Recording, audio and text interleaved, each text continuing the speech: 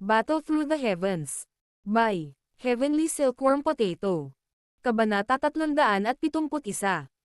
Ang katalinuhan ng lihim na teknik. Ang malaki at magaan na screen ay nasuspine sa himpapawid sa loob ng kuweba. Hindi mabilang na mga salita ang pinatong dito sa maayos na paraan. Sa tabi ng mga salita, mayroong isang napakasalimuot na diagram ng figure ng tao na gawa sa liwanag. Sa loob ng diagram ng liwanag, maraming komplikadong mga linya na nabuo ng liwanag ang magkakaugnay sa isa't isa, na bumubuo ng isang misteryoso at kakaibang ruta. May kaunting curiosity ang mga mata ni Xiaoyan habang maingat nilang sinisiyasat ang screen ng liwanag. Agad niyang ibinaling ang kanyang ulo at nakita ang mga mata ni Yao Lao, na kumikinang ng maliwanag. Hindi sinasadyang tumalon ang puso niya habang mahinang nagtanong. Guro, alam mo ba kung ano ito? Oo. Ang ningning sa mga mata ni Yao Lao ay dahan-daang umatras habang siya ay ngumiti at tumango. Kinagat niya ang kanyang mga labi at ngumiti habang nagulat na buntong hininga. Sa pagkakataong ito, nakapulot ka nga ng isang kayamanan.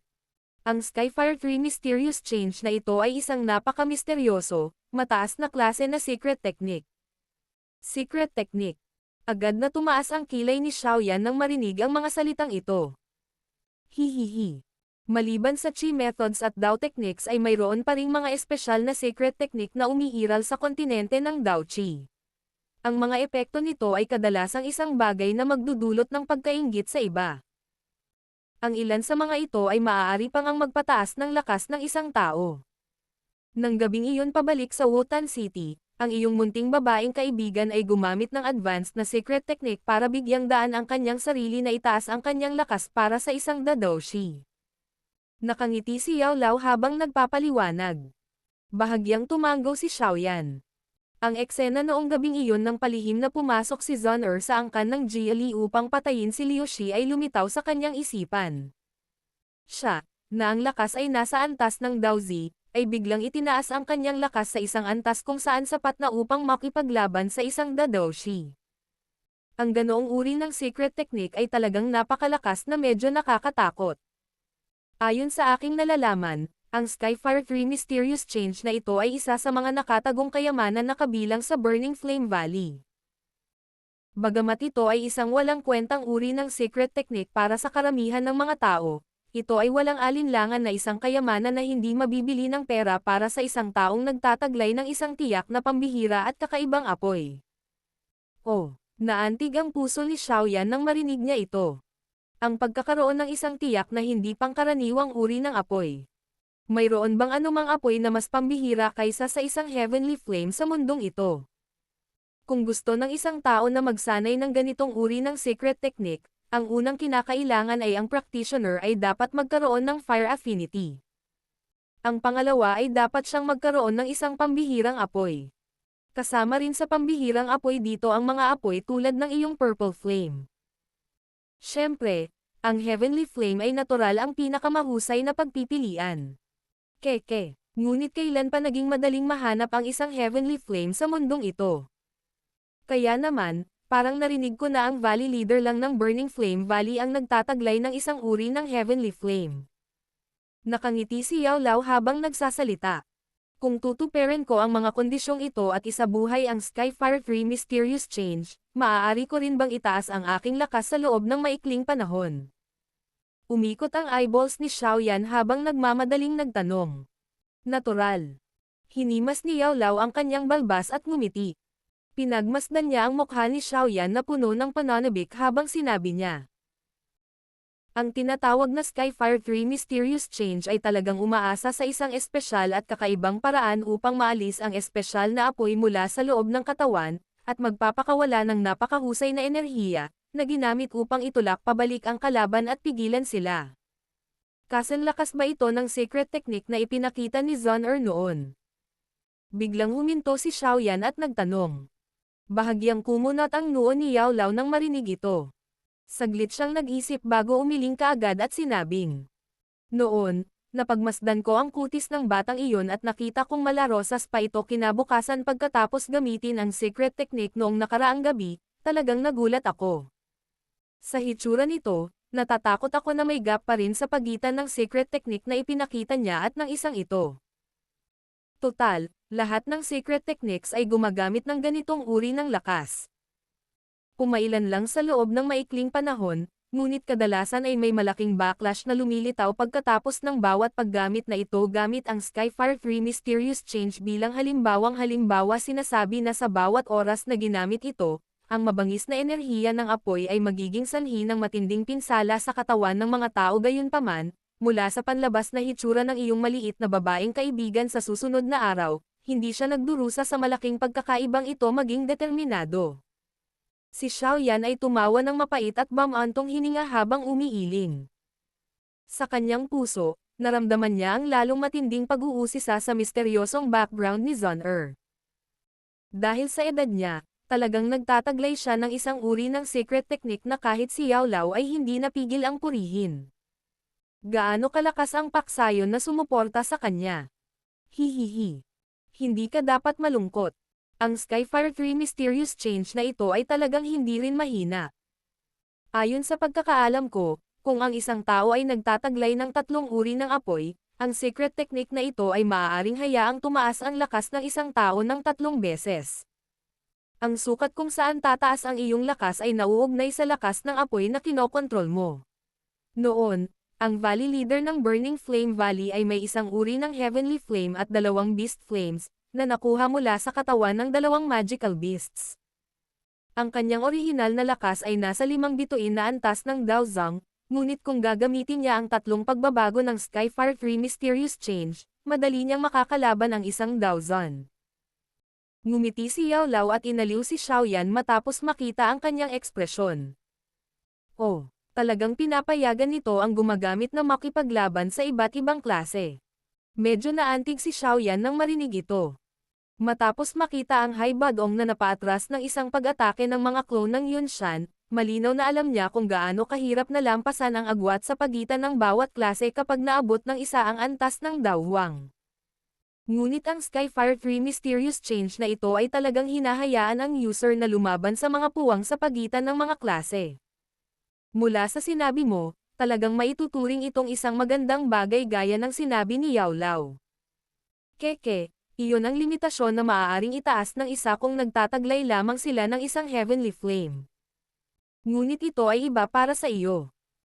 Ang iyong nagtataglay ng flame mantra ay hindi kailangang mag-alala tungkol sa mga apoy sa iyong katawan na nagbabanggaan sa isa't isa. Sa makatuwid, hanggat binibigyan ka ng sapat na oras at swerte para makaipon ng 3 uri ng Heavenly Flames, ang lawak na tataas ang iyong lakas kapag na-activate mo ang Skyfire 3 Mysterious Change sa ikatlong pagbabago ay malamang na isang bagay na kahit na ang ninuno na lumikha ng secret technique na ito ay hindi kailanman naisip. Pagkatapos ng lahat, hindi rin siya maaaring nag-practice ng flame mantra. Tumawa ng mahina si Yao Lao. Ang dugo sa puso ni Xiaoyan ay hindi maiwasang kumulo ng kaunti nang marinig niya ang mga salita ni Yao Lao. Isang pamumula ang bumungad sa kanyang mukha.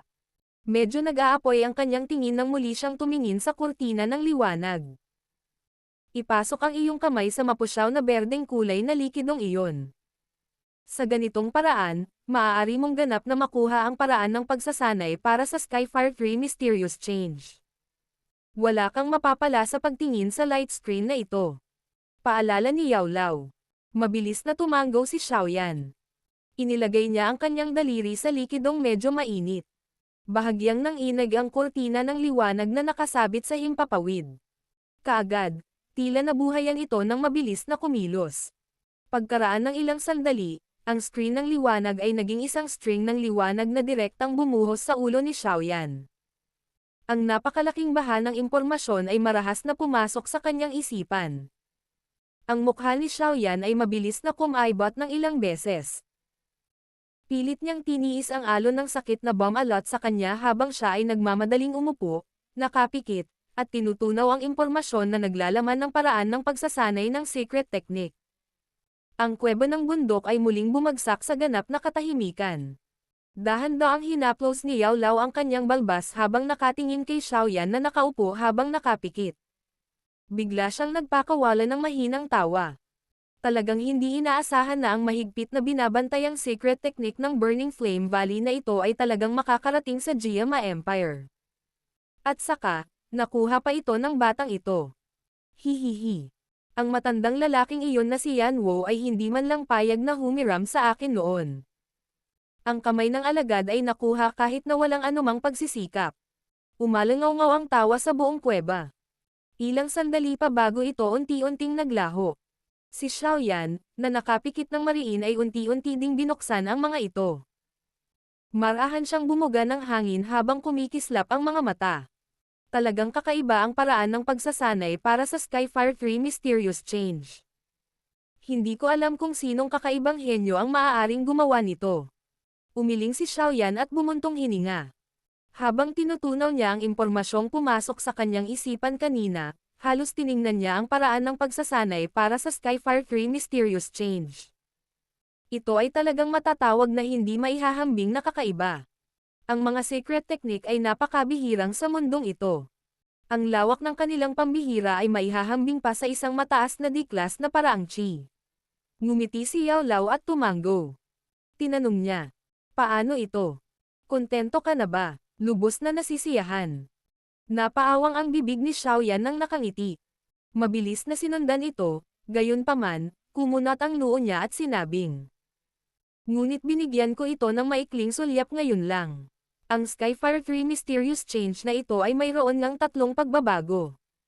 Sa kasamaang palad, ang impormasyong nasa loob ng Jade Piece ay nagtatala lamang ng unang pagbabago. Wala kahit katiting na pag-asa sa natitirang 2 uri ng pagbabago. Oh, isa lang ang pagbabago. Nagsalubong ang mga kilay ni Yao Lao nang marinig niya ang impormasyong ito. Pagkaraan ng ilang sandali, naiiling na lamang niya ang kanyang ulo at sinabing. Ito ay marahil isang maliit na panlilinlang ng Burning Flame Valley. Sa ganitong paraan, kahit na ang isang tao ay maswerteng makakuha ng secret technique, magiging mahirap para sa kanila na sanayin ang lahat ng ito. Ngunit kung gayon ay wala. Ang kasalukuyang ako ay nagkataon lamang na mayroong isang heavenly flame sa loob ng aking katawan. Ito ay perpekto upang sanayin ang isang uri ng pagbabago sa ngayon. Ikinaway ni Xiaoyan ang kanyang kamay at sinabi sa isang bukas na pag-iisip na paraan. Kung ganoon ay dapat mo muna itong sanayin. Kapag nahanap mo na ang iba pang heavenly flames sa hinaharap, mag-iisip tayo ng mga paraan para makuha ang natitirang bahagi ng teknik mula sa Burning Flame Valley. Tumango si Yao Lao at mahinang nagsalita. Tahimik na tumango si Xiaoyan. Ganap ka nang gumaling mula sa iyong mga pinsala. Ano ang susunod mong planong gawin? Biglang tanong ni Yao Lao. Nagulat si Xiaoyan nang marinig ito. Saglit siyang nag-isip, kinuyam ng mahigpit ang kanyang mga kamao, at sinabing. Gusto kong hanapin ang aking ama. Nang makitang talagang iginiit ni Yonleng na hindi niya kailanman ginalaw ang aking ama bago siya mamatay, natatakot ako na ang sinabi niya ay dapat na totoo. Nagsalubong ang mga kilay ni Xiaoyan habang sinasabi niya ang puntong ito. Mapait siyang ngumiti at sinabing. Kung totoo ang sinabi niya, paanong ang aking ama, sa lakas ng isang dadawshi, ay mawawala sa harap ng mga mata ng isang dawang. Marahan na pinitik ni Yao Lao ang kanyang daliri. Pagkaraan ng ilang sandali, bahagyang ipinikit niya ang kanyang mga mata at mahinang nagsalita.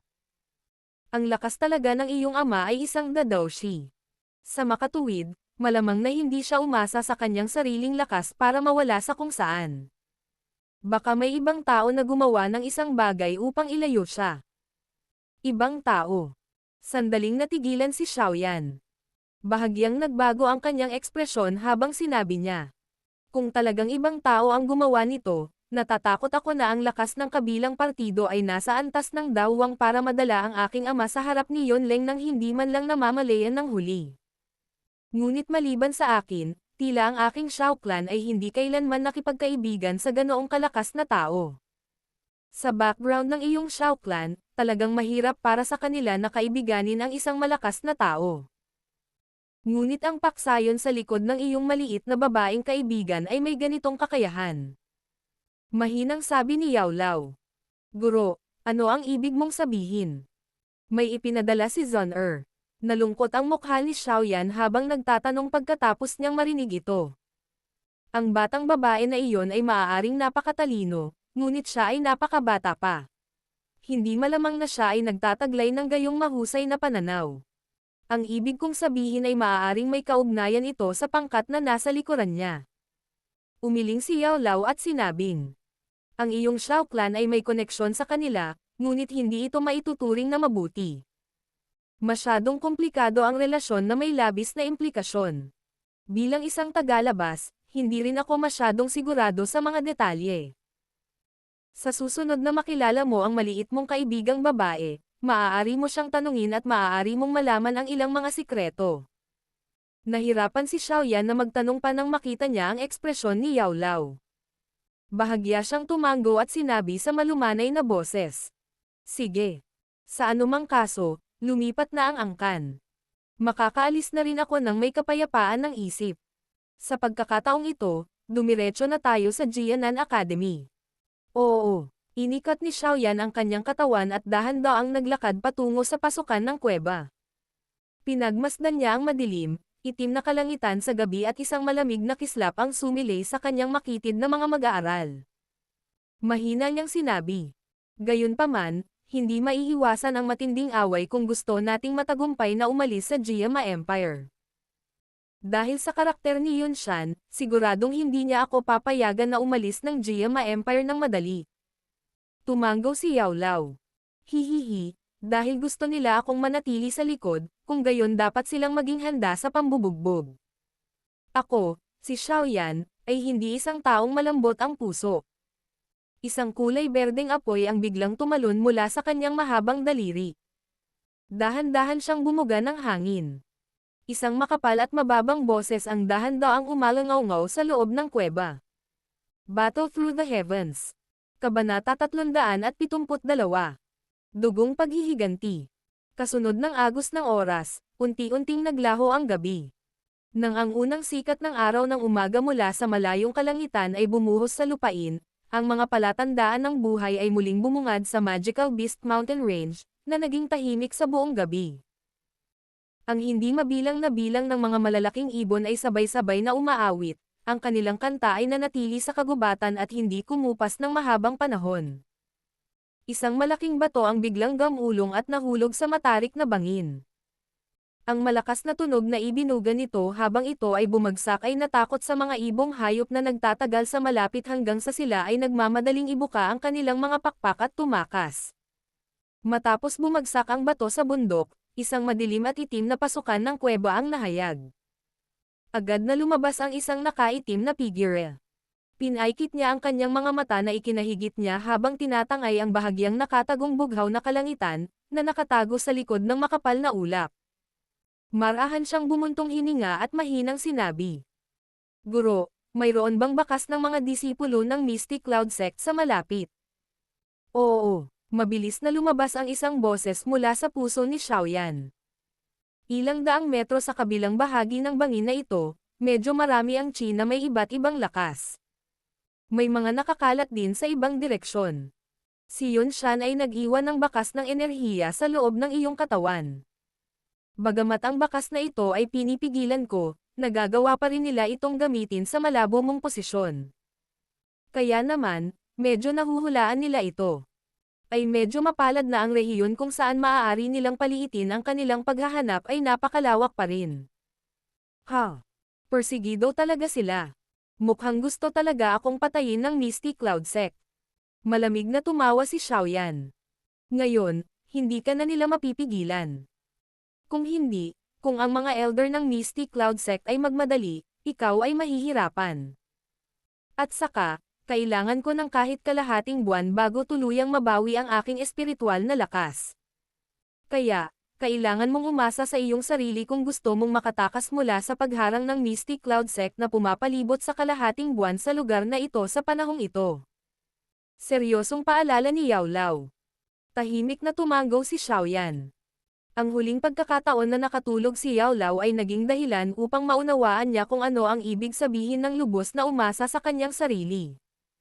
Bagamat kasalukuyang hindi nakagawa ng direktang aksyon si Yao Lao para tulungan siya, Ang malawak na karanasan na naipon niya sa mga nakaraang taon ay nakapagbigay pa rin kay Xiaoyan ng malaking tulong.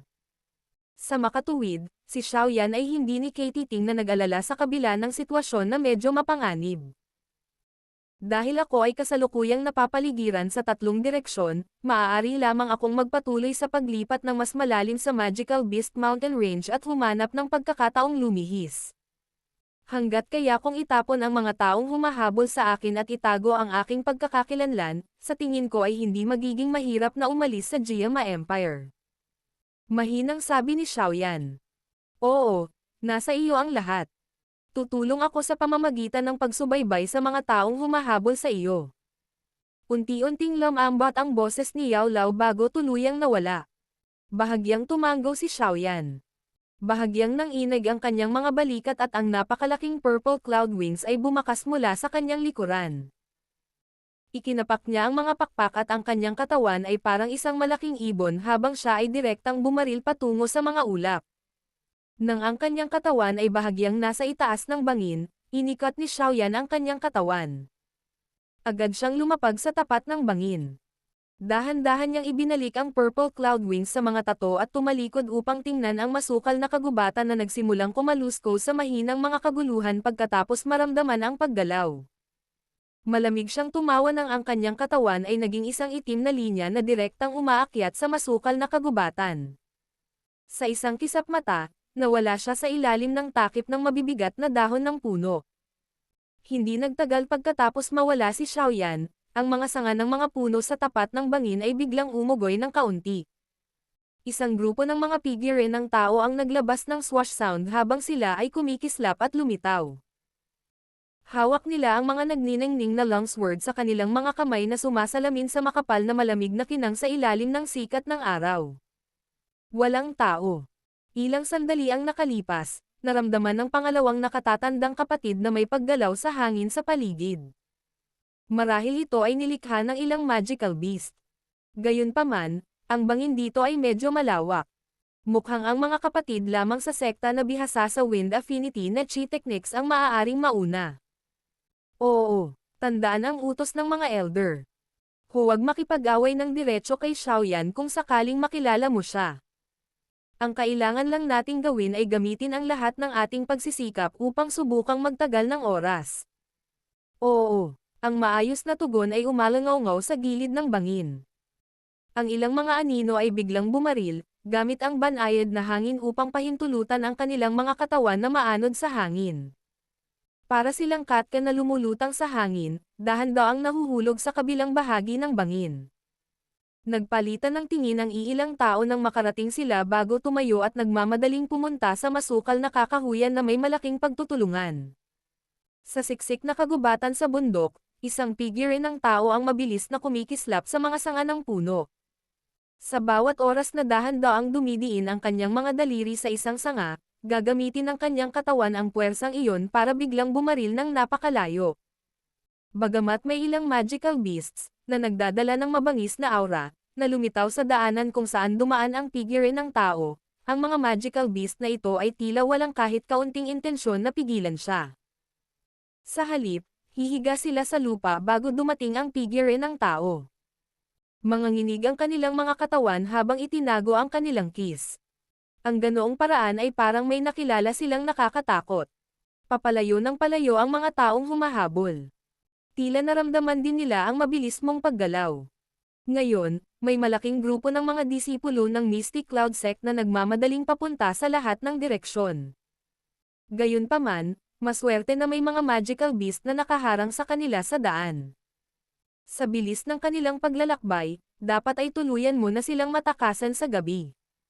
Biglang tumunog ang boses ni Yao Lao mula sa puso ni Xiaoyan, na mabilis na kumikilos. Tahimik na nakahinga ng maluwag si Xiaoyan nang marinig ito. Bahagya siyang tumango at inangat ang ulo para titigan ang liwanag na nasa hindi kalayuan sa harapan niya. Ang kanyang mga daliri sa paa ay muling idiniin at ang kanyang katawan ay bumaril na parang palason na nag-iwan ng busog. Habang unti-unting lumalapit ang kanyang katawan sa liwanag sa gilid ng kagubatan, bahagyang napangiwi si Xiaoyan.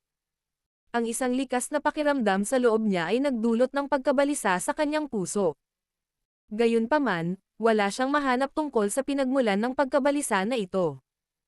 Bukod dito, hindi lumabas si Yao Lao para magsalita.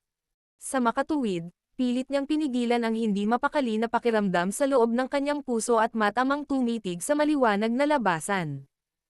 Pinalakas niya ang kanyang mga binti at sa wakas ay naging isang itim na anino na direktang bumaril.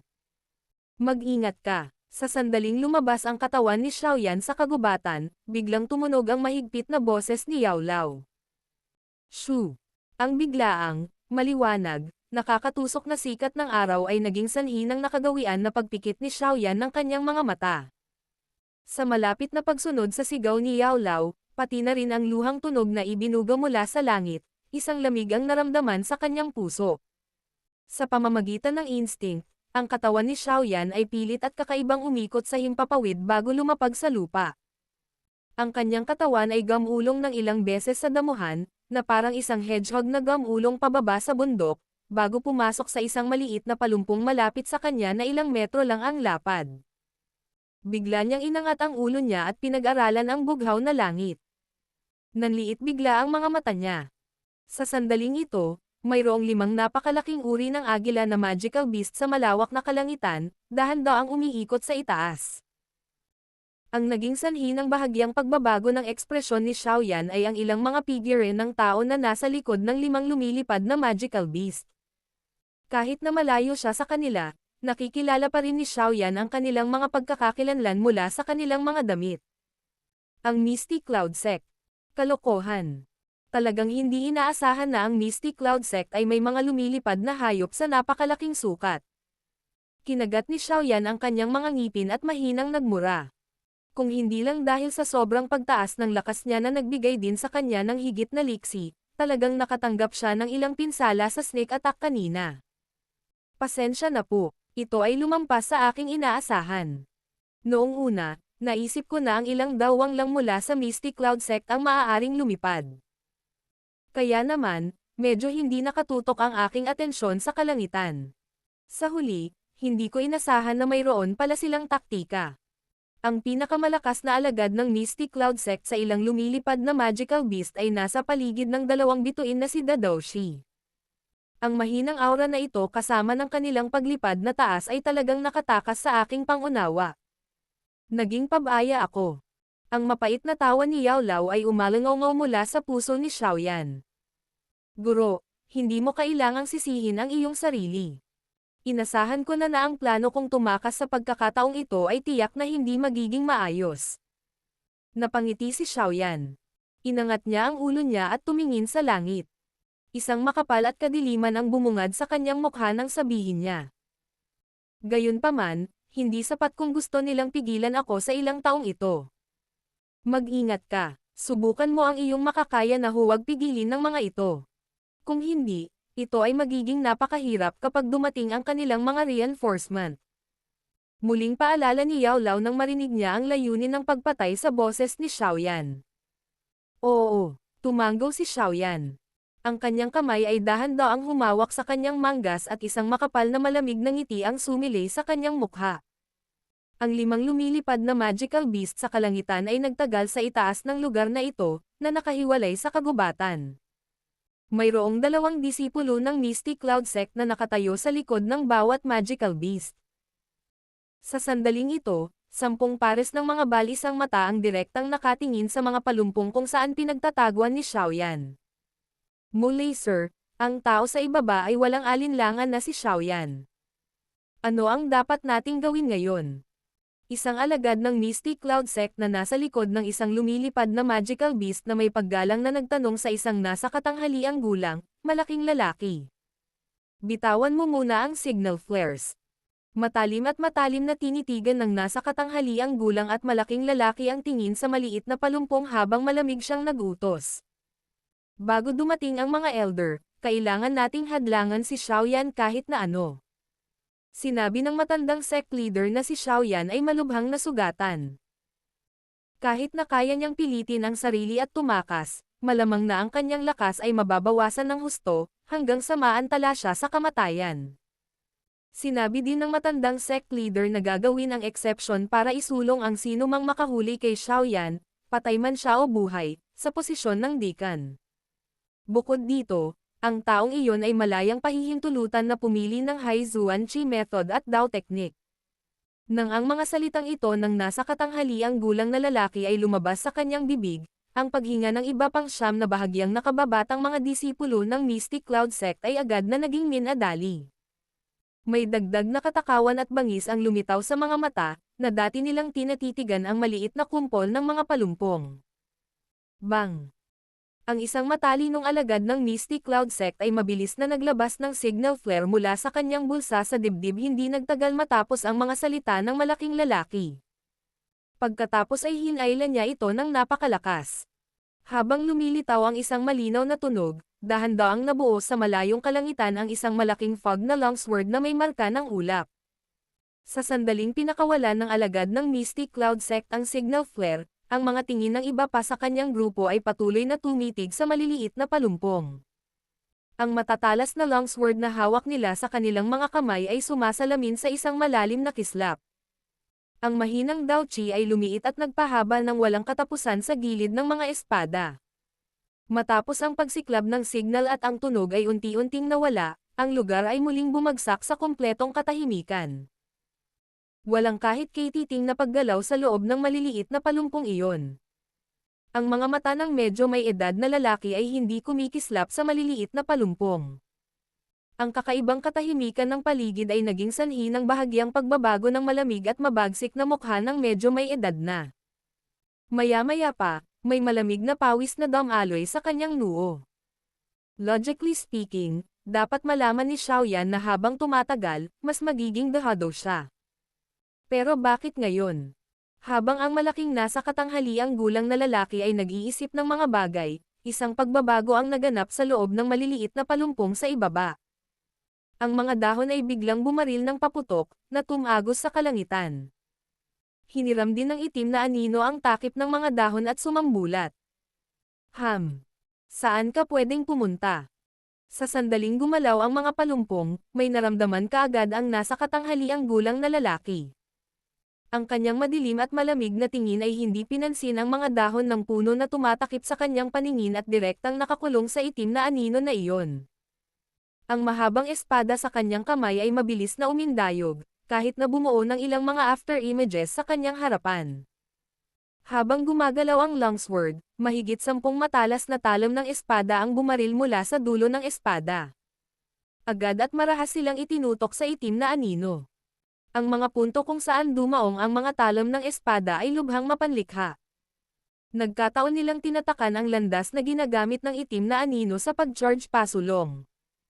Kung siya ay sapilitang papasok, malamang na siya ay masugatan sa lugar. Ang itim na anino ay malinaw na ayaw masugatan dahil dito. Sa makatuwid, ang kanyang mga paa ay biglang ipinasok sa damong natatakpan ng lupa, hiniram ang nababanat na puwersa upang mabilis na hilahin ang sarili pabalik. Agad siyang nagpagulong-gulong sa ere at muli na naman siyang napabalik sa maliliit na palumpong. Hihihi. Ang batang ito ay talagang lubos na nasugatan. Ang sulok ng nasa katanghaliang gulang na malaking lalaki ay hindi sinasadyang nagsiwalat ng isang nakasisiglang ekspresyon. Gayunpaman, bago tuluyang nahayag ang kanyang nakasisiglang ngiti, isang 7 kulay na kinang ang sumilay mula sa sulok ng kanyang bibig, na naging dahilan upang mabilis na tumigas ang kanyang ngiti. Mag-ingat ka, bahagyang tumingkayad ang nasa katanghaliang gulang at umungol ng mahigpit. Kakagaling lang ng boses niya nang marinig ang nakakaiyak na sigaw. Itinaas ng nasa katanghaliang gulang na lalaki ang kanyang ulo at ang kanyang ekspresyon ay nagbago ng husto nang mapagtanto niya na ang isang lumilipad na magical beast sa hindi kalayuan sa kanya ay nabuhusan ng 7 kulay na likido sa sandaling ito. Ang mga katawan ng 2 tao sa likod nito ay hinarangan lamang ito ng kanilang Dao Chi sa ilang sandali bago ang kanilang mga katawan ay naagnas ng 7 kulay na likido sa 2 tumpok ng puting buto. Ang kahabag-habag na pagkamatay ng kanilang mga kasama ay naging dahilan upang mamatla ang mga mukha ng natitirang Mystic Cloud Sect na disipulo sa paligid.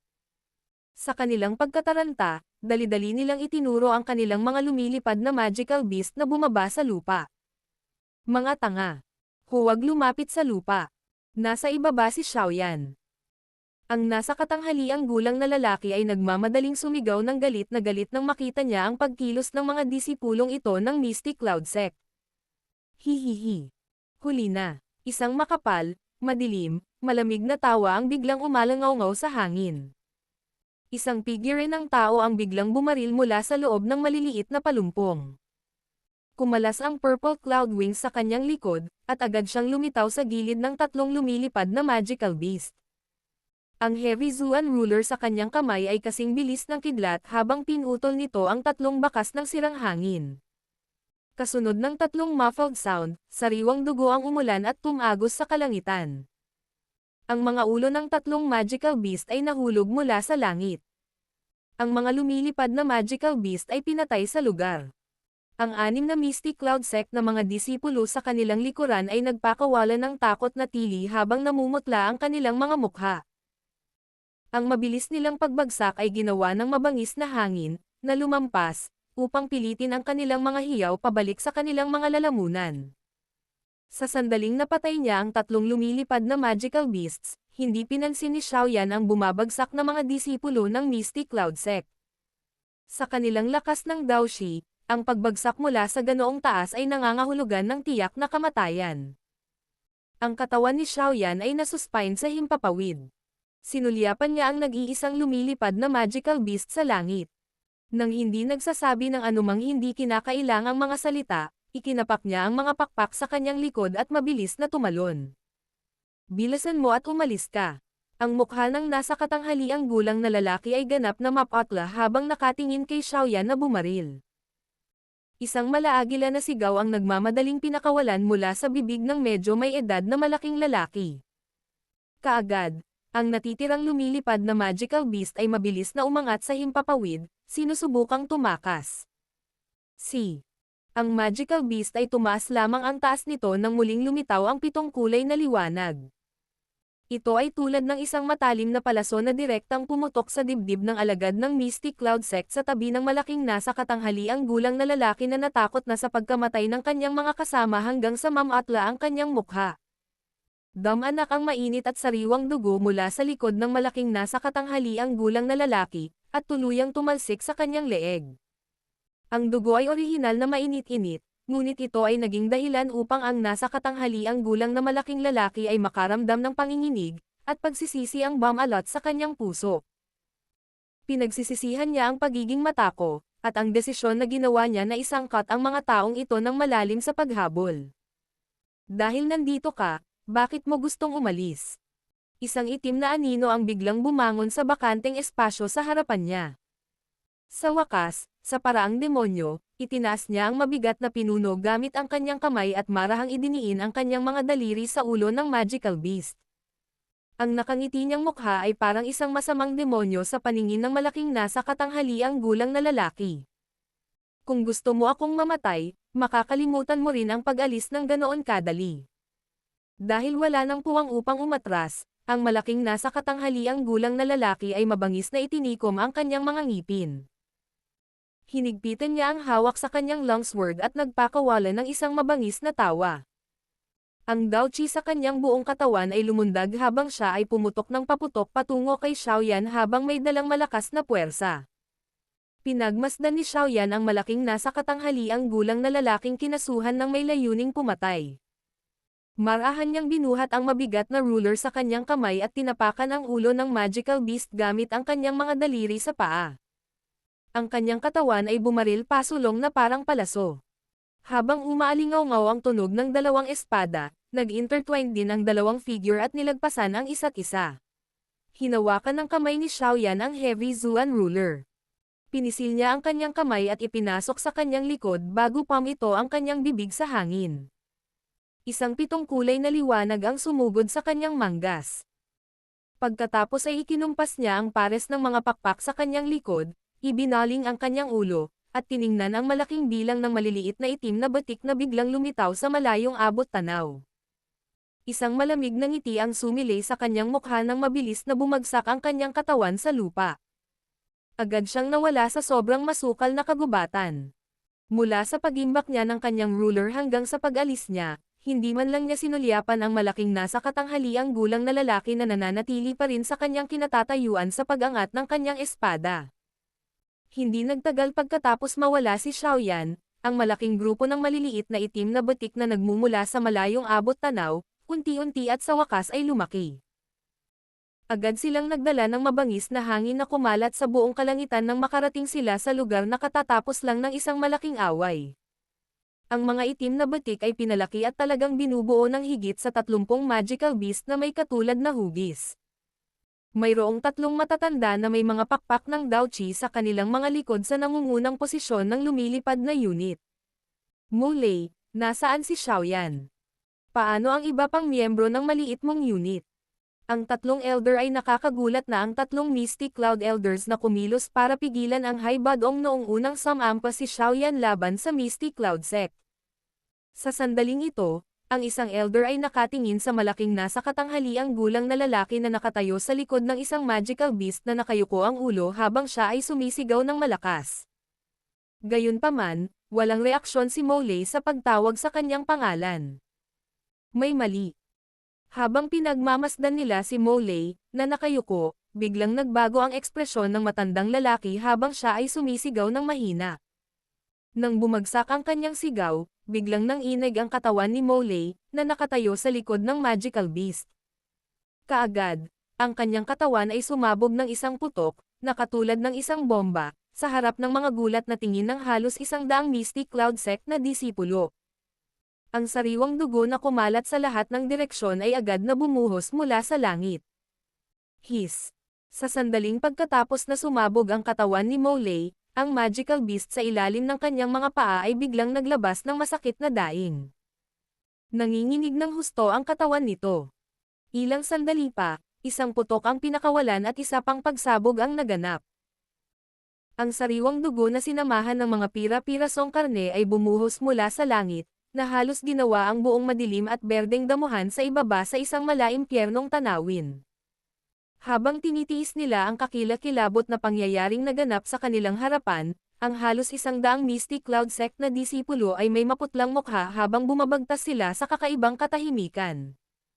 Ang ilan sa mga mas matalino ay tila may napagtanto mula sa trahedyang ito. Paghihiganti. Ito ang paghihiganti na ibinigay ni Xiaoyan sa Mystic Cloud Sect para sa patuloy na paghabol sa kanya na may balak na pumatay. Ang paghihiganti ng isang gutom na lobo, na pinilit sa isang desperado na sitwasyon, ay magiging sanhi ng lamig na kumalat sa buong puso ng isang tao. Ang pinakamatandang elder ay may berdeng mukha habang pinagmamasdan niya ang sariwang dugo at mga natitirang buto sa lupa. Ikinuyom niya ang kanyang kamao at biglang ibinaba ang kanyang ulo patungo sa maraming malalaking bundok habang siya ay umuungal ng may matinding galit. Xiaoyan, kahit na kailangan kong ipagpatuloy ang paghabol sa iyo ng libu-libong kilometro, ang matandang ito ay tiyak na mapupunit ka sa libu-libong piraso, bunutin ang iyong mga kalamnan, at babaliin ang iyong mga buto. Ang dagandong ay dinala ng Daochi habang ito ay malakas na kumalat sa buong bundok, hindi nawawala hanggang sa ilang sandali pa. Sa malayong masukal na kakahuyan, biglang huminto ang mabilis na kumikislap na itim na anino. Walang pakialam niyang sinulyapan ang langit sa likuran niya at dahan-dahang nagpakawala ng mahina at malamig na tawa. Agad na damaykit ang kanyang mga paa sa sanga ng puno, at mabilis na tumakas sa masukal na kakahuyan bago naglaho. Battle Through the Heavens. Kabanata 373. Napapaligiran at inatake sa saklaw ng bundok ng magical beast. Sa loob ng malawak at masukal na kagubatan, ang matingkad na berdeng mga puno ay sumasakop sa halos kalahati ng kalangitan. Paminsan-minsan, gayunpaman, makikita ang lumilipad na magical beasts na paulit-ulit na lumilipad sa kalangitan na may nakakatakot na pagpatay sa mga puwang ng mga dahon ng puno. Sa kalangitan sa itaas ng napakalaking dagat ng mga puno, 10-10 lumilipad na magical beast ang nakulat sa isang pabilog na porma sayon, na nakapalibot sa malaking kagubatan. Sa sandaling ito, ang mga lumilipad na magical beast na ito ay papalapit sa malayo habang dahan-dahan silang naghahanap patungo sa gitna ng kagubatan. Sa loob ng isang tiyak na siksik na kasukalan, isang pares ng mga mata ang tahimik na tumitingin sa mga puwang sa pagitan ng mga dahon, nakatingin sa napakaraming malalaking katawan sa kalangitan. Bawat isa ay may dalang madilim na anino habang lumilipad sila. Hindi niya maiwasang magkadikit ng mahigpit ang mga kilay.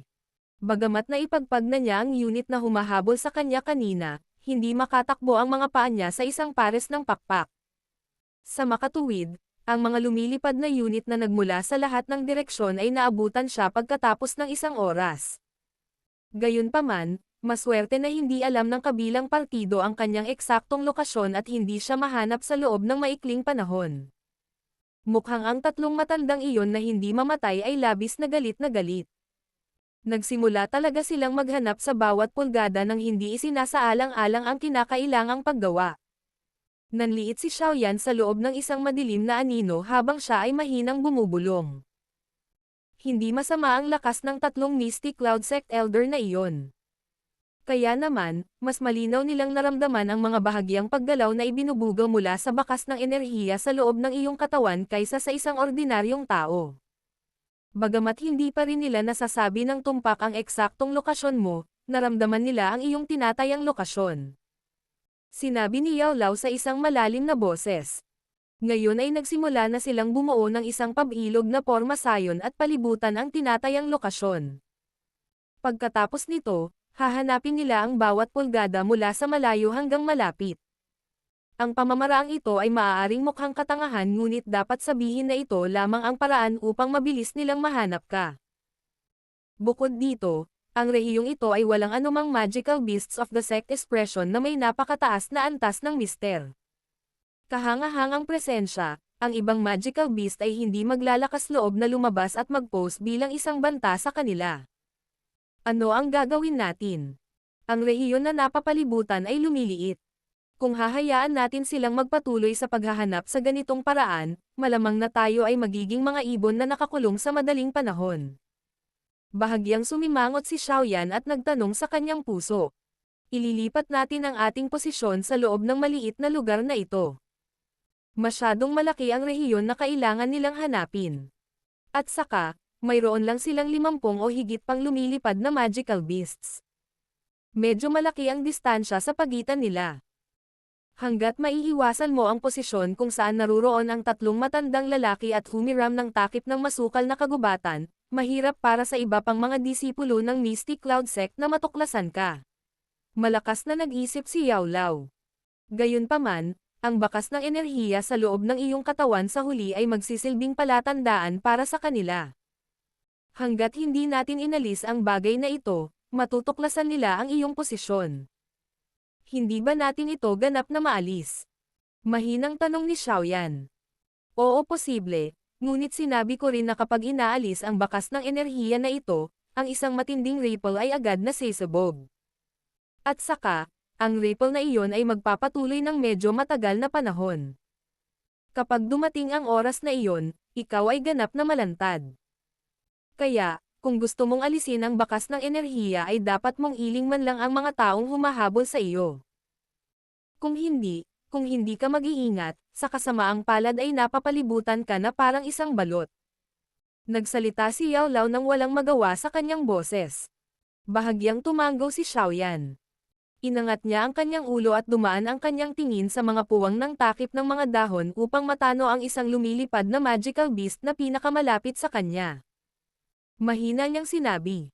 Dahil iyon ang kaso, uubusin muna natin sila. Kapag sumapit na ang gabi, ang hirap ng kanilang paghahanap ay tataas ng husto dahil sa limitadong saklaw ng kanilang paningin. Kapag dumating ang oras na iyon, sasamantalahin ko ang pagkakataong lumampas sa hangganan ng kanilang paghahanap. Kakailanganin ko rin ang guro na kumilos upang ganap na maalis ang bakas ng enerhiya na inilagay ni Yunshan sa aking katawan. Kung hindi man, ang paghahabol na ito ay hindi na matatapos. Oo, ganoon din. Ngayon, tara at maglaro tayo sa grupong ito ng mga tao. Malamig na tumawa si Xiaoyan. Niyakap niya ang puno ng kahoy gamit ang kanyang mga kamay at mabilis na bumaba sa malaking puno. Pagkatapos nito, mabilis siyang tumakbo patungo sa isang tiyak na posisyon. Nang umalis si Xiaoyan sa lugar na ito, biglang sumimangot ang isang Mystic Cloud Elder sa langit. Nagpalitan siya ng tingin sa dalawa sa tabi niya at sinabi sa malalim na boses. Lalong lumalayo ang bakas ng enerhiya ng matandang sect leader. Mukhang natuklasan ni Xiaoyan ang aming plano at nagsimulang tumakas. Hindi magiging madali kung gusto niyang umalis. Isang malamig na tawa ang pinakawalan ng pinakamatandang elder. Bahagyang ipinikit niya ang kanyang mga mata bago ito biglang bumukas makalipas ang ilang sandali. Diretso ang kanyang tingin sa timog ng kagubatan. Nararamdaman niya na ang mga pagbabago bago na ibinubuga ng bakas ng enerhiya ay halos nagmumula sa direksyon na iyon. Ikinaway ng matanda ang kanyang kamay at biglang itinuro ang direksyon kung saan si Xiaoyan ay tumatakas bago umiyak ng malamig. Eagle Unit, makinig. Panatilihin ang porma sayon. Magpalat ng mga posisyon at tumungo sa timog upang maghanap. Bigyang pansin ang bagay na tumatakbo ng napakabilis sa loob ng kagubatan. Oo, isang maayos na tugon ang umalangaw-ngaw sa kalangitan. Kaagad, umalangaw-ngaw ang alon ng sigaw ng agila. Ang 10-10 malalaking lumilipad na magical beast ay biglang ibinalik ang kanilang mga katawan at mabilis na lumipad lampas sa dagat ng mga puno. Sa loob ng kagubatan, si Xiaoyan, na mabilis na gumagalaw ay tila naramdaman din ang pagbabago sa kabilang partido. Isang malamig na tawa ang kanyang pinakawalan habang nagmamadaling huminto ang kanyang mga yapak. Pilit niyang pinaikot ang katawan at talagang nagpalit ng posisyon bago muling tumakbo. Kalokohan. Nagpalit ng direksyon ang tusong lalaking iyon. Hindi nagtagal pagkatapos na baguhin ni Xiaoyan ang kanyang posisyon, naramdaman ito ng 3 Misty Cloud Sect Elders ng mas maaga kaysa sa iba. Agad na naging berde ang kanilang mga mukha habang galit na nagmumura. Ang matandang lalaki na may ulo na puno ng puting buhok at isang edad na malinaw na ang pinakadakila sa tatlo ay malamig na sumulyap sa hilagang rehiyon. Bahagyang kumaibot ang sulok ng kanyang bibig habang huminga ng malalim bago sinabi sa makapal na boses. Sumunod ka sa kanya. Hindi ako naniniwala na ang nasugatan niyang katawan ay maaaring tumagal ng matagal. Kung gusto niyang tumakbo, mapapagod natin siya hanggang mamatay. Habang bumababa ang kanyang boses, ang lumilipad na unit na nasa malayo ay agad na nagbago ng kanilang posisyon ng may mahusay na koordinasyon bago muling lumipad sa direksyon na ngayon ay tinatahak ni Xiaoyan. Gayunpaman, ang paghabol sa pagkakataong ito ay hindi rin nagtagal bago muling binago ni Xiaoyan ang kanyang posisyon. Sundan. Ang maputing buhok na matandang nasa langit ay may berdeng mukha habang sinasabi niya sa malamig at makapal na boses. Parang nagsimula ang isang performance ng flying unit sa ibabaw ng malawak na dagat ng mga puno. Makikita ng isa ang 10-10 lumilipad na magical beast na paulit-ulit na nagbabago ng direksyon kung saan sila lumilipad. Kung ang isa ay maingat na magmasid, gayunpaman, ang isa ay maaaring matuklasan na ang direksyon kung saan sila lumilipad ay sa huli ay umiikot sa isang bilog sa rehiyong ito. Ang malafrolic na komedya na ito ay nagpatuloy mula hapon hanggang sa paglubog ng araw. Noon lamang nagsimulang bumagal ang magkabilang panig dahil sa pagod. Nanatiling tahimik ang dalawang grupo na para bang napagkasundoan nila ito noon pa man. Ang likod ni Xiaoyan ay idiniin sa isang puno ng kahoy sa isang lugar sa loob ng masukal na kagubatan. Dali-dali siyang napabuntong hininga at dumaloy ang pawis sa kanyang mukha ng gamulong ito pababa. Mabilis na tumaas at bumagsak ang kanyang dibdib. Ang patuloy na pagtakbo sa napakabilis na bilis para sa isang buong hapon ay isang bagay na kahit siya, bilang isang dadoushi, ay mahihirapang panatilihin kung hindi siya sinusuportahan ng mga gamot na table task. Gayunpaman, maswerte na ang mga lumilipad na magical beast ng Misty Cloud Sect ay napagod din matapos niya silang pangunahan sa paghabol ng ligaw na gansa sa buong hapon. Ang langit ay sa wakas ay nagiging madilim. Nakahinga ng maluwag si Xiaoyan habang itinaas ang kanyang ulo at pinagmamasdan ang araw na bumaba sa kalagitnaan ng abot tanaw. Maingat niyang ibinaling ang tingin sa lumilipad na unit sa malayong kalangitan at bahagyang kumunot ang noo. Napagod man sila, parang malabong wala silang gagawing ganito. Sumuko na ba sila? Kalimutan mo na, sinong nagmamalasakit kung ano talaga ang pinaplano nila.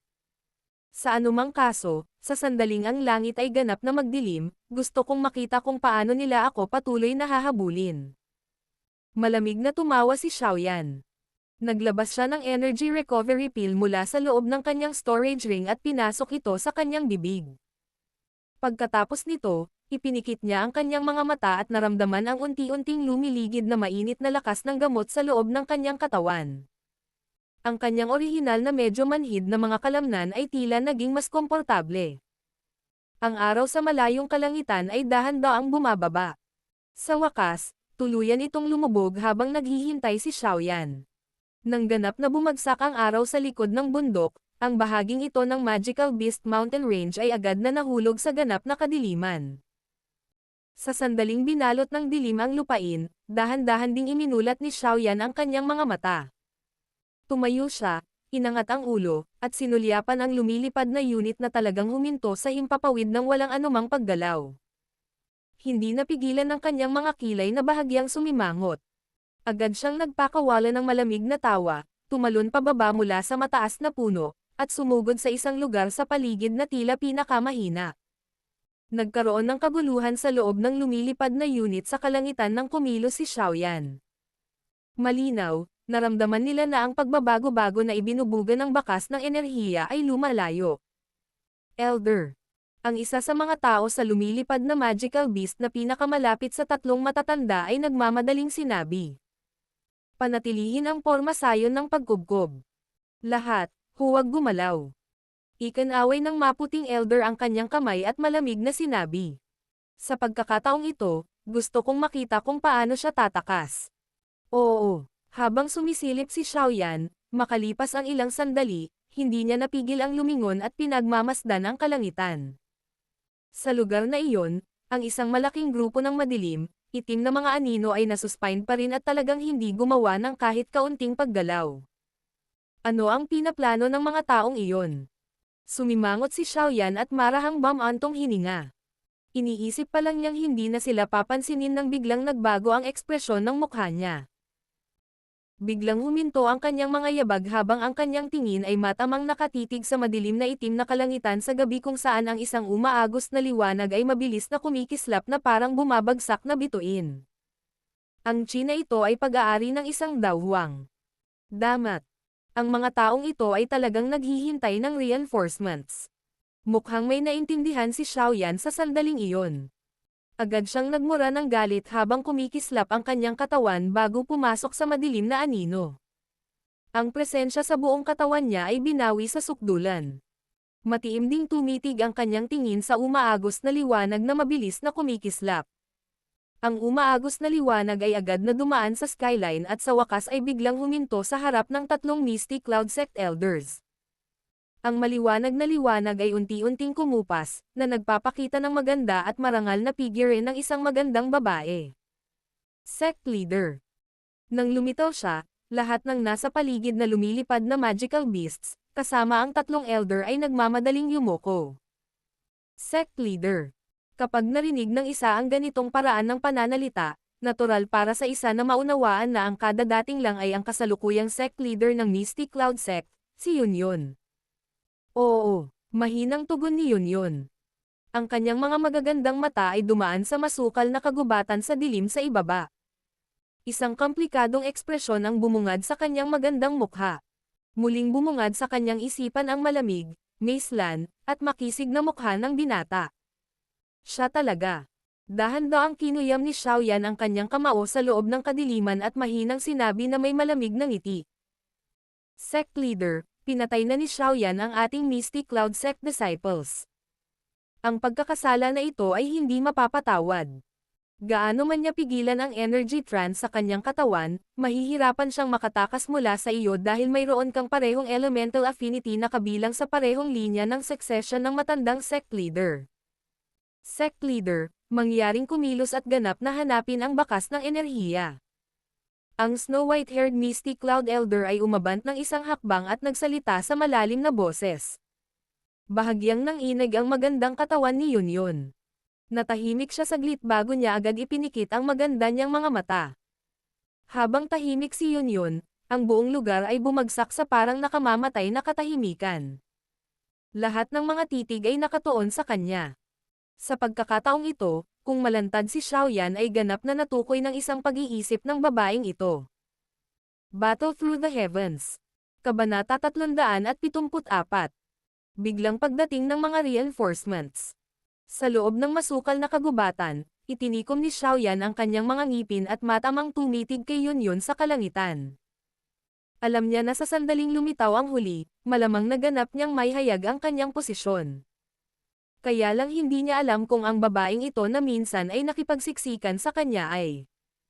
Sa langit, si Yun, na nakapikit, ay unti-unting binuksan ang mga ito. Dahan-dahan niyang itinaas ang kanyang pinong daliri na medyo nahihirapan at nanginginig, at itinuro ang direksyong kinaroroonan ni Xiaoyan. Habang itinuturo ng kanyang daliri ang lugar na iyon, isang malabong puting glow ang biglang lumabas mula sa loob ng kadiliman. Bagamat ang puting liwanag ay hindi masyadong matindi, ito ay walang alinlangan na isang maliwanag na lampara na humahantong sa daan sa ganap na kadiliman na ito. Habang ibinababa niya ang kanyang ulo upang panoorin ang bahagyang puting pagkinang na ibinubuga mula sa loob ng kanyang katawan, ang puso ni Xiaoyan ay parang isang yelong bahay. Tumawa siya ng mahina at inangat ang ulo. Pinagmasdan ng malamig niyang titig ang taong walang kapantay na kakisigan sa langit bago ibinaling ang katawan at tumakbo. Sa kalangitan, hiniram din ni Yun ang mahina, puting liwanag upang malinaw na makita ang sulyap na napakalamig na walang emosyon. Nakaramdam siya ng kirot na kumirot sa kanyang puso nang mas lalong namutla ang kanyang magandang mukha. Habulin. Nang makita ang bahagyang puting liwanag na sumikat mula sa kadiliman, bumalatay ang kagalakan sa mukha ng tatlong matatanda. Nagpakawala sila ng isang mabangis na sigaw at ang mabangis na hangin ay lumundag sa kalangitan. Sampu-sampung malalaking anino ang humahabol sa mahinang puting liwanag sa loob ng kagubatan, na handang pumatay. Ang katawan ni Yun ay nasuspine sa himpapawid. Pinagmasdan niya ang lumilipad na unit na mabilis na humahabol sa puting ningning sa loob ng kagubatan.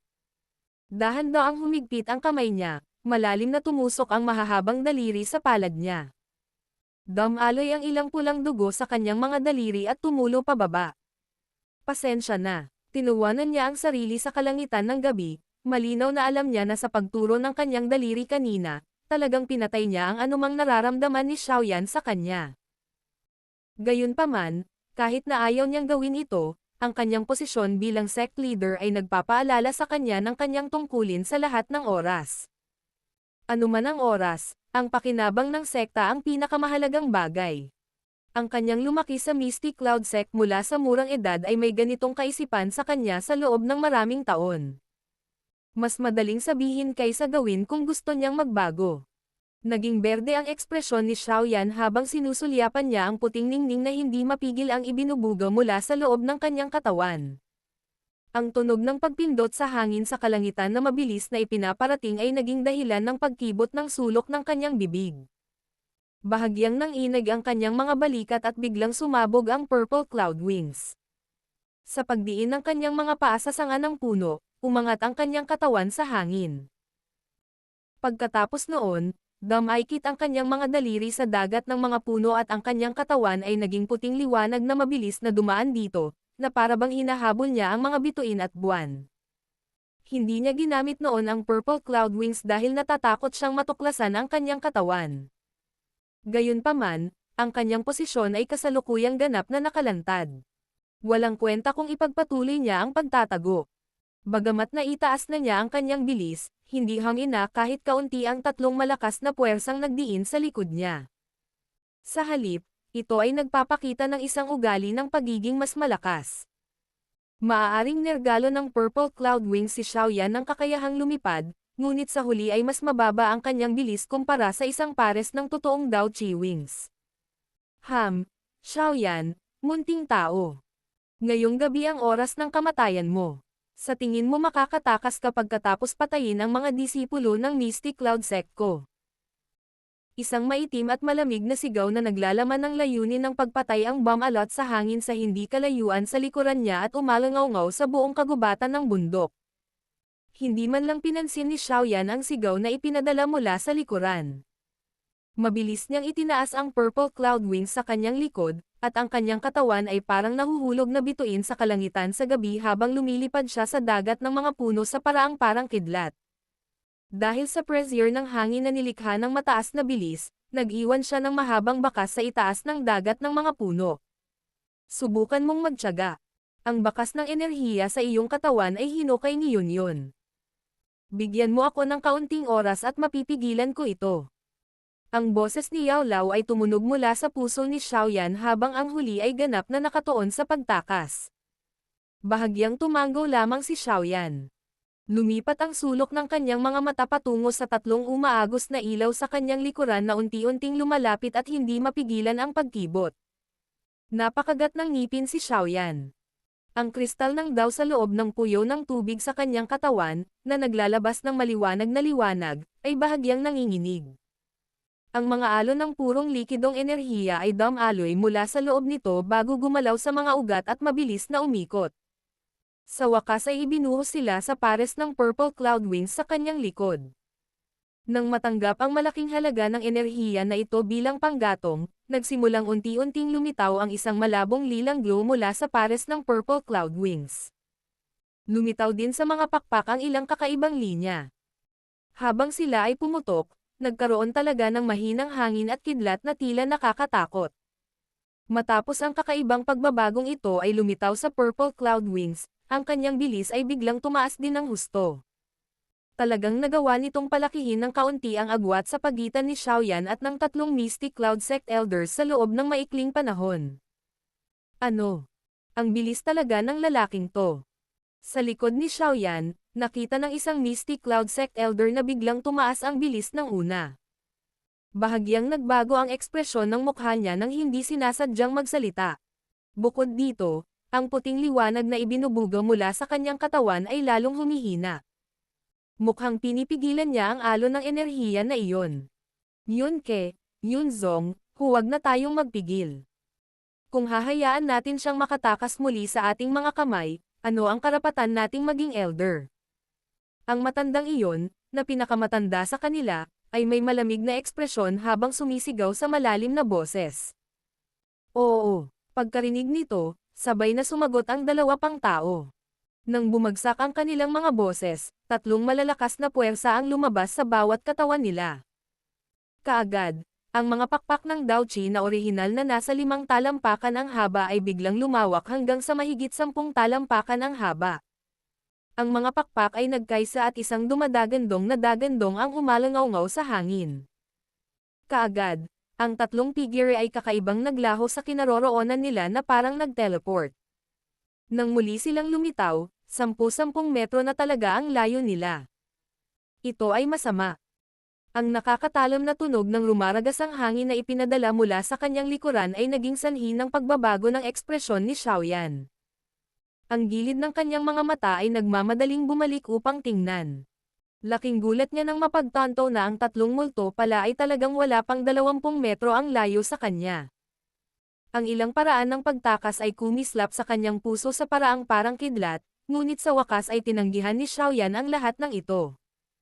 Ilang sandali pa, marahas niyang itinikom ang kanyang mga ngipin at humakbang ng husto sa dagat ng mga puno. Kaagad, ang kanyang katawan ay direktang dumaong sa loob ng isang kagubatan. Pot!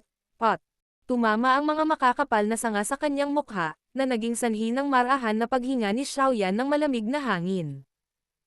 Ngunit nang dumampi ang kanyang mga paa sa lupa, biglang nanliit ang kanyang mga mata.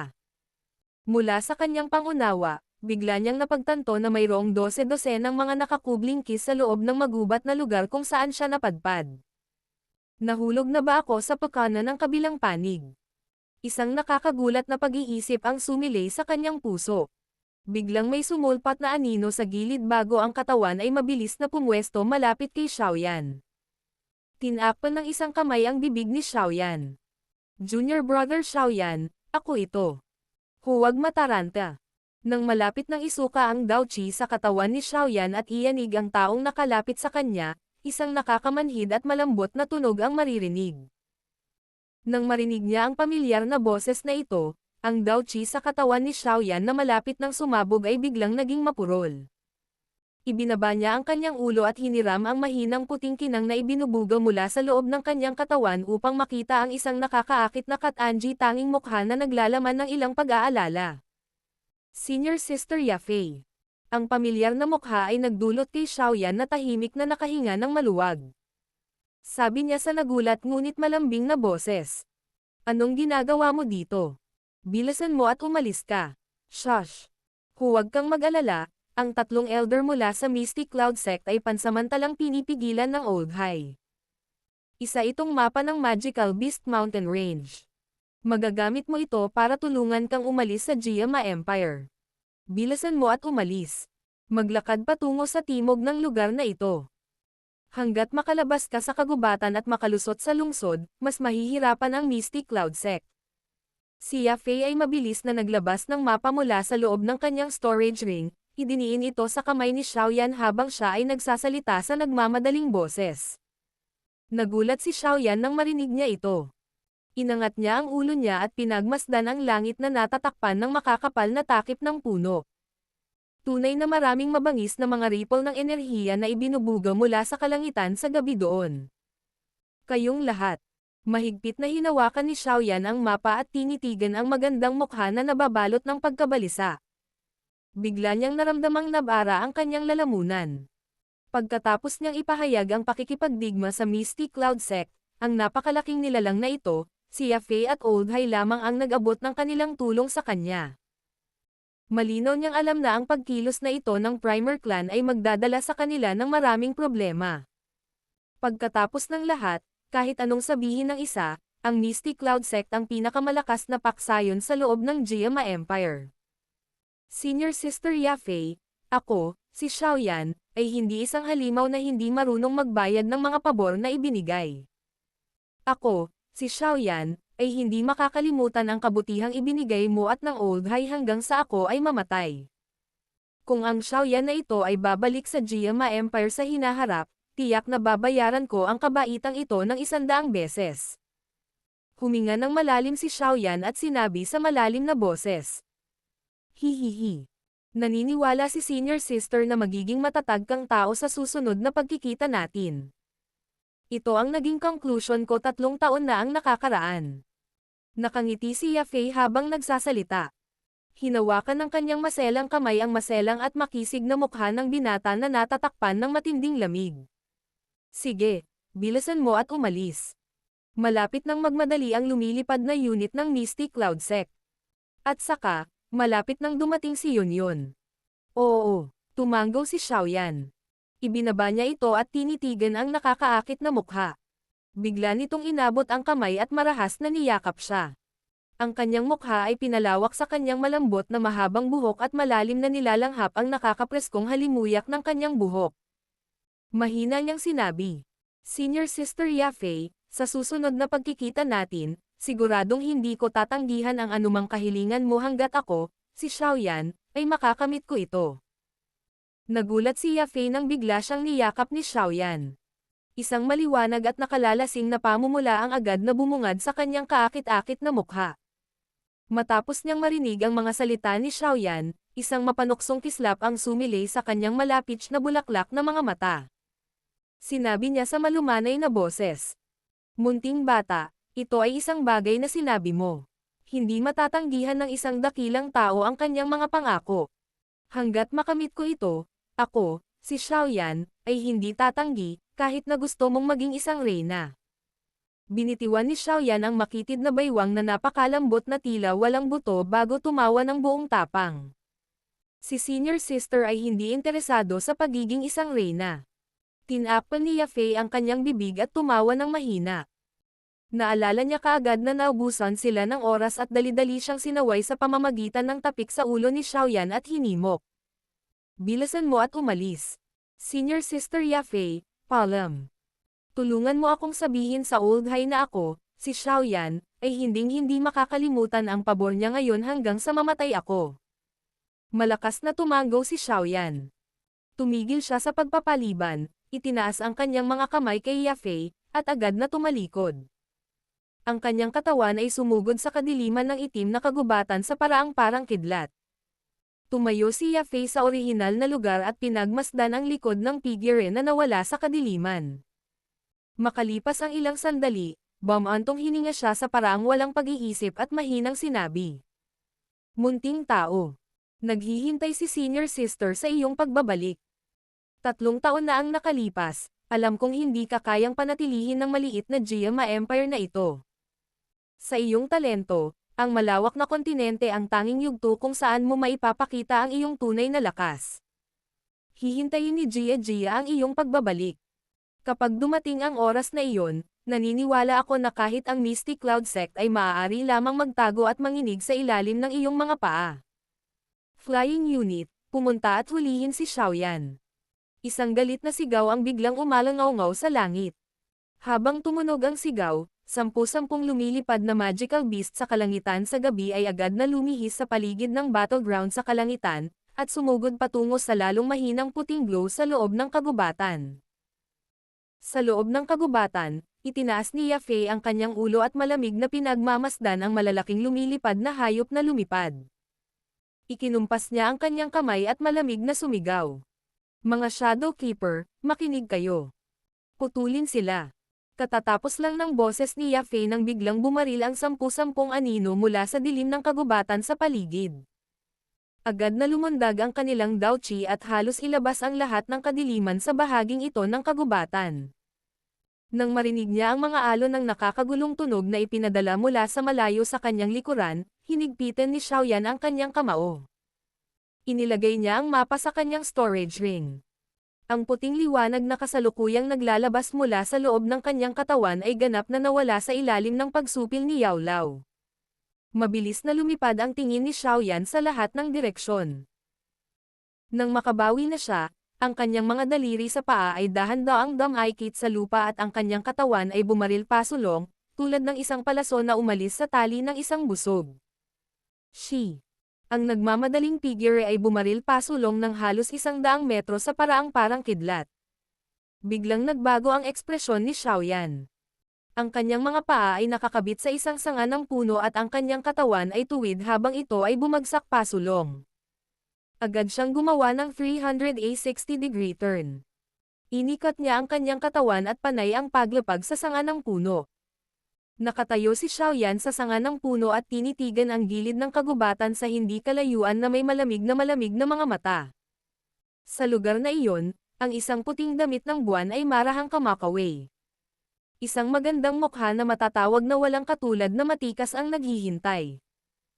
Malamig ang tingin ni Xiaoyan habang tumatama sa mukha. Bigla niyang hinigpitan ang kamao. Ang huling tao na lumitaw upang pigilan siya ay si Yunyun. Battle Through the Heavens. Kabanata 375. Tumakas. Ang katawan ni Xiaoyan ay ganap na nakatayo sa isang sanga ng puno. Malamig niyang pinagmamasdan si Yunyun na nasa labasan ng kagubatan. Nanginginig ang kanyang kamay at ang malaking heavy Zuan ruler ay kumislap at lumitaw. Kinawayan niya ang mabigat na ruler, at ang nakadiin na tunog ng hangin na naputol ay lumitaw bago ito itinuro sa kagandahan. Dahan-dahang itinaas ni Yunyun ang kanyang ulo.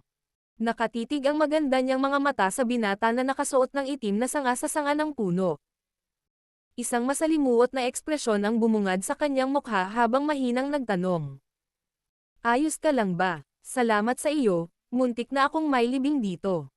Ngumiti si Xiaoyan, ngunit ang mga salitang lumabas mula sa kanyang bibig ay napakalamig at malamig na tila walang init. Napipilitan din akong gawin ito. Bilang sect leader ng Misty Cloud Sect, kailangan kong pasanin ang ilang mga responsibilidad. Mapait na ngumiti si Yunyun, tila may sinusubukang ipaliwanag. Sinulyapan siya ni Xiaoyan nang walang pakialam at sinabing, "Gusto mo bang hulihin ako at ibalik ako? Pagkatapos nito gusto mong hayaan si Yunshan na patayin ako sa publiko." Namutla ang magandang mukha ni Yunyun habang bumubulong. "Hindi ka papatayin ng guro." Hihihi. Baka hindi niya talaga ako papatayin, pero napakaraming trick ng Misty Cloud Sect mo. Random seal lang tapos ikulong ako sa Misty Cloud Sect. Magiging mas mabaliw pa sa kamatayan ang mga tao. Panunuya ni Xiaoyan habang nakangiti. Hindi iyon mangyayari. Hanggat babalik ka sa akin, gagawin ko ang aking makakaya upang protektahan ang iyong buhay. Okay lang ba iyon?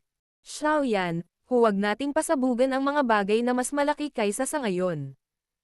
Isang hakbang pasulong si Yunyun at nag-aalalang sinabi. Ang tono ng boses niya ay bakas na nagmamakaawa siya. Mayroon bang kahit katiting na posibilidad na magkasundo kami ng Misty Cloud Sect?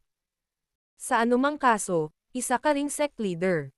Huwag mong sabihin sa akin na hindi mo man lang makitang malinaw ang ganoong kaliit na bagay. Kung mapunta ako sa mga kamay ng Misty Cloud Sect, iisa lang ang daan para sa akin. Kamatayan. Siguradong wala na akong ibang rutang pipiliin. Malamig na tumawa si Xiaoyan. Huwag mong sabihin sa akin na kaya mo pang baguhin ang desisyon ni Yunshan. Bahagyang ibinuka ni Yun ang kanyang mapupulang labi, tila may gustong sabihin. Gayunpaman, napagtanto niya na wala siyang masasabi para hikayatin siya. Sa kanyang katalinuhan, natural niyang mahihinang hulaan kung ano ang kahaharapin ni Xiaoyan sakaling mahulog siya sa mga kamay ng Misty Cloud Sect. Gayunpaman, ang kanyang nahuli sa gitna ng magkabilang panig ay medyo walang muwang na umaasa na may mangyayaring milagro. Hindi na kailangang magpatuloy sa pagsasalita ng anumang bagay na walang kaparerikan. Umatake ka lang. Kung gusto mong pigilan ako, kung gayon. Bahagyang niyugyug ni Xiaoyan ang mabigat na pinuno at sinabi sa mahinang boses. Maaari mong ibalik ang bangkay ko. Mahigpit na kinagat ni Yun ang kanyang ibabang pulang labi gamit ang likod ng kanyang mga ngipin. Bahagya siyang umiling. Medyo paus ang boses niya habang sinasabi. Dapat mong malaman na imposibleng patayin kita. Malamig ang mukha ni Xiaoyan habang tumatalon siya pababa mula sa sanga ng puno. Hinawakan niya ang mabigat na ruler sa kanyang kamay at dahan-daang naglakad patungo kay Yun ng paisa-isa. Ang makapangyarihang Dao Qi ay umagos palabas mula sa kanya, na bumubuo ng nagniningas na baluti sa ibabaw ng kanyang katawan. Nakatitig ang magagandang mata ni Yun sa binata na nakasuot ng itim na mabagal na naglalakad. Bahagyang nanginig ang kanyang magandang katawan. Ang pares ng mga mata na karaniwang puno ng dignidad ay puno ng masalimuot na ekspresyon sa sandaling ito. Ang kanyang mga kamay sa loob ng kanyang manggas na mahigpit na nakakuyom bago nag-relax kaagad. Ito ay nagpatuloy ng paulit-ulit, na nagpapakita ng mahirap na desisyon na ginagawa niya sa kanyang puso. Dama po ang mga yabag ni Xiaoyan sa berdeng damo sa lupa, nagpakawala ng malambot na tunog ng shasha. Ang kanyang mga mata ay matamang nakatitig kay Yun habang ang kanyang kamay ay mahigpit na nakahawak sa heavy Zuan ruler. Ang Dao Qi sa kanyang katawan ay parang isang umaagos na ilog na umaalon, handang sumabog anumang oras. Unti-unting bumababa ang distansya ng dalawa. Isang kakaibang kapaligiran ang bumabalot sa maliit na bahaging ito ng kagubatan. Habang tumutunog ang malambot na shasha, sa wakas ay naglakad si Xiaoyan sa isang lugar 5 metro sa harap ni Yun. Ibinaba ni Yun ang kanyang mukha. Ang kanyang magandang katawan, na paulit-ulit na naglalabas ng banayad na panginginig ay biglang tumahimik. Unti-unting bumangon ang nakakatakot na puwersa mula sa loob ng kanyang katawan. Sa isang iglap, naging sanhi ito ng pagtigas ng hangin sa maliit na bahaging ito ng kagubatan. Ang sulok ng mga mata ni Xiaoyan ay malumanay na kumaibot. Itinaas niya ang kanyang kamay na bahagyang bitbit ang heavy Zuan ruler. Sa kanyang puso, alam niya na kung talagang gusto siyang hulihin ni Yun, kakaunti lang ang kanyang lakas upang labanan. Dahan-daang tinawid ni Xiaoyan ang kanyang mga yapak at sa wakas ay huminto sa harap ni Yun. Marahan niyang nasanggot ang mahinang halimuyak na nagmumula sa katawan ng kabilang partido at walang pakialam na nagtanong. Handa ka na bang umatake? Nang marinig niyang ibinuka ni Xiaoyan ang kanyang bibig, muling nanginig ang magandang katawan ni Yun. Dahan-dahan niyang inangat ang kanyang magandang mukha na nababalot ng bakas ng pait. Natuon ang kanyang tingin sa maselang at makisig na mukha ng binata habang mahina niyang itinanong. Talaga bang hindi ka nababalik sa akin? Maaari mong ibalik ang aking bangkay. Malamig na ngumiti si Xiaoyan habang inuulit niya ang kanyang mga sinabi mula kanina. Kaagad, tumigil siya sa pagkakaroon ng kaunting pag-aalangan. Inikat niya ang kanyang katawan, lumayo kay Yun at humakbang patungo sa gilid ng kagubatan. Nakahakbang pa lang ang kanyang mga paa nang muling tumaas ang nakakatakot na puwersa sa likuran niya. Kaagad, isang puwersa ang sumabog sa likod ni Xiaoyan. Habang nararamdaman niya ang mabilis na pag-atake ng kidlat mula sa kanyang likuran, ang puso ni Xiaoyan ay agad na parang isang bahay ng yelo. Nanlamig ang buong katawan niya habang kinukutsa ang sarili at umiling. Bumulong siya. Natapos pa rin siya sa pag-atake. Napabuntong hininga si Xiaoyan at dahan-daang ipinikit ang kanyang mga mata. Marahang hinaplos ng kamay niya ang manggas niya. Sa kanyang puso, malinaw na alam niya na kung may intensyon si Yunyun na patayin siya, ang kasalukuyang nasa kanya ay walang kahit katiting na kakayahang labanan. Tanging ang Heaven Swallowing Python lang ang bahagyang makakahadlang sa kanya. Lumapit ang puwersa sa katawan ni Xiaoyan sa isang kisap mata. Nang si Xiaoyan ay handa ng pakawalan ang Heaven Swallowing Python, gayunpaman, ang puwersang iyon ay biglang naging banayad. Marahan nitong hinampas ang likod ni Xiaoyan. Kaagad, marahang itinulak pasulong ang katawan ng huli. Sa ilalim ng langit na puno ng bituin, medyo natigilan ang binata nang imulat niya ang kanyang mga mata.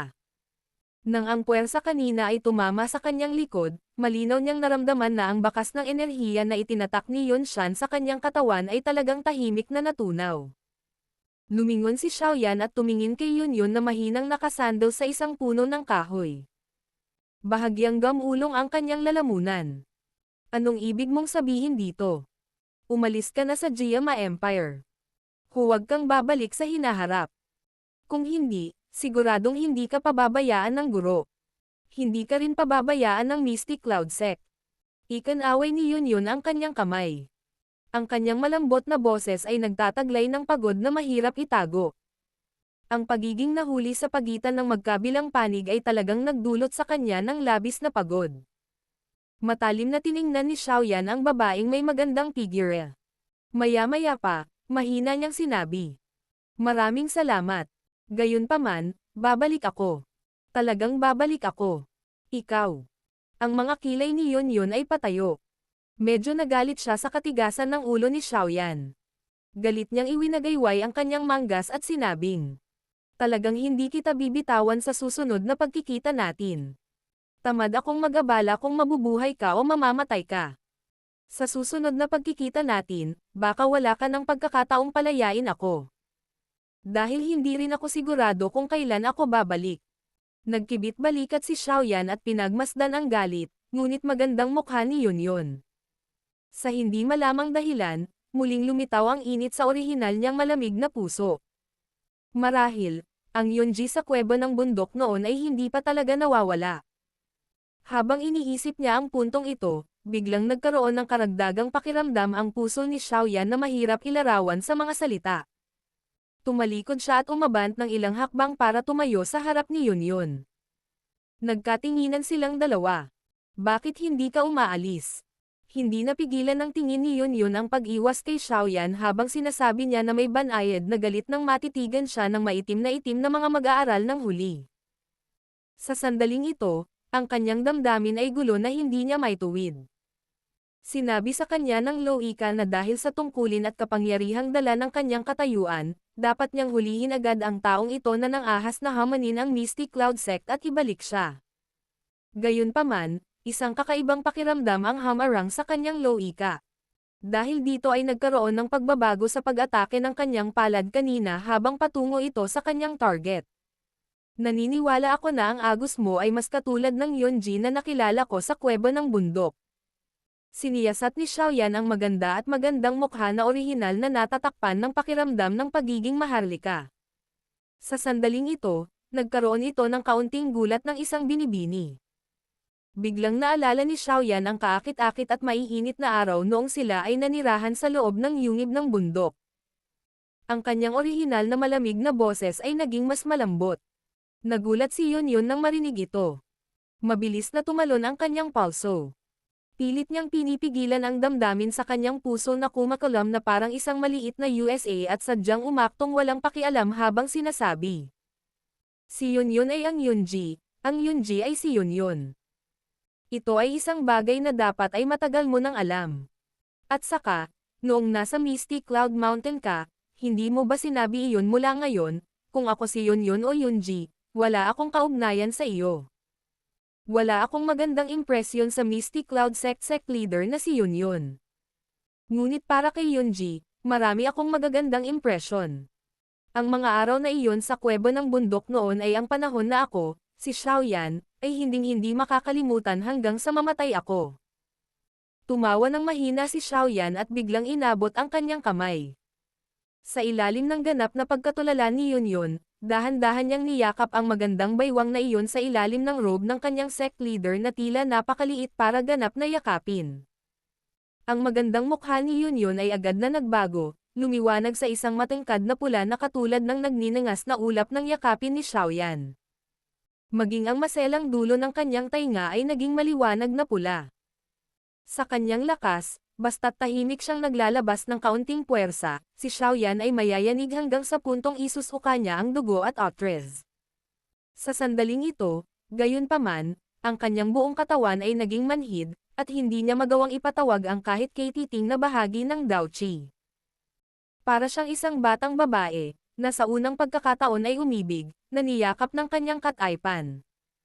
Siya ay naliligaw, ngunit sakam na hinihigop ang dayuhan ngunit nakapapawing pagod, espesyal na pakiramdam. Bagamat may mainit na halimuyak sa kanyang dibdib, wala ni katiting na pagnanasa sa kanyang mga mata. Ang kanyang maitim at itim na mga pupil ay kasing linaw ng malalim na bukal. Matapos yakapin si Yun ng kalahating minuto, binitawan niya ang kanyang mga kamay at dahan-dahang umatras. Sa totoo lang, medyo nanghihinayang ako. Nagsisisi akong pilit na nagtiis tulad ng isang pantas na walang pag-asa o pagnanasa sa kuweba ng bundok noon. Sa tingin ko kung may nagawa ako sa oras na iyon. Habang umaatres siya, biglang tumawa si Xiaoyan. May kaunting panunokso ang kanyang pagtawa. Kung gayon ay pinatay na kita kaagad. Kung ganoon nga, maliligtas din tayo sa malaking gulo ngayon. Ang pamumula ng mukha ni Yun ay dahan-dahan ding umatras habang umatras si Xiaoyan. Nang marinig niya itong sinabi ni Xiaoyan, ang kanyang magandang mga mata ay naging hiwa habang galit niyang sinabi. Hihihi. Tapos na ang seremonya ng palm. Tumawa si Xiaoyan bago bumantong hininga. Itinaas niya ang kanyang mga kamay kay Yun at sinabing, tulungan mo akong ipaalam kay Yun siya na ako, si Xiaoyan, ay babalik pa rin. Kapag dumating ang oras na iyon, babayaran ko siya sa mga utang ngayon. Nang matapos niyang sabihin ito, sa wakas ay tumigil na sa pananatili si Xiaoyan sa lokasyong ito. Bigla siyang tumalikod, at humakbang sa di kalayuan bago hinihigop sa dilim pagkaraan ng ilang sandali.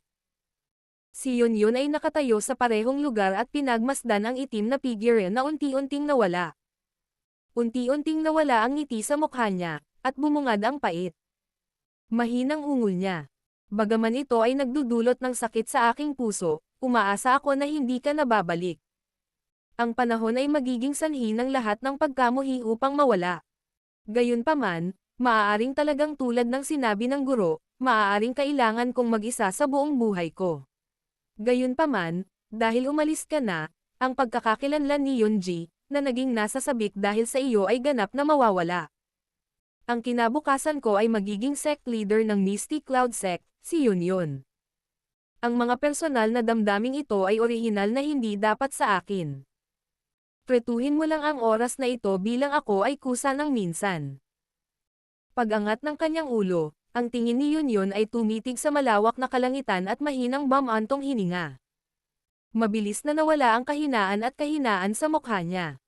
Ang pinalitan nito ay ang lamig at kamahalan na kumokontrol sa pinakamalaking paksayon sa Jiama Empire. Bahagyang umindayog ang kanyang katawan at unti-unting naglahon na parang multo. Bata, tandaan mo ang aking mga salita. Dahil umalis ka na, huwag ka nang babalik pa. Isang mahinang tinig ang tahimik na umalangaw sa buong kagubatan, nagtagal ng mahabang panahon nang hindi nakakalat.